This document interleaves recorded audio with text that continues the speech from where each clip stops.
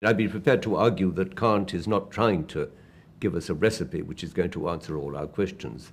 What they call the categorical imperative principle is not yet another very general moral rule.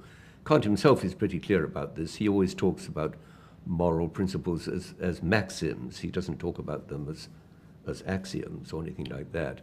And although from time to time he talks in ways which some of his followers interpret as meaning that the categorical imperative principle was a super major principle from which answers to particular problems could be deduced. I think this is not what he was basically about.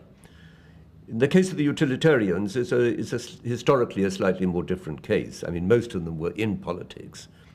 Bentham, I think, was quite clear that what he was talking about was, as he puts it himself in the title of his main treatise, what he's concerned with is the principles of morals as they apply to legislation. And what he's saying is legislation has always to be judged with an eye to its utility, with an eye to its consequences, that it isn't a question of who says. I mean, whereas previously legislation had been decided by, on the basis of the king wants it, or whatever it is, le roi le veut.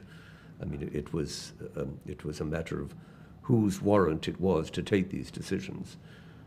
Bentham is saying legislation in a democratic era has to be consequential.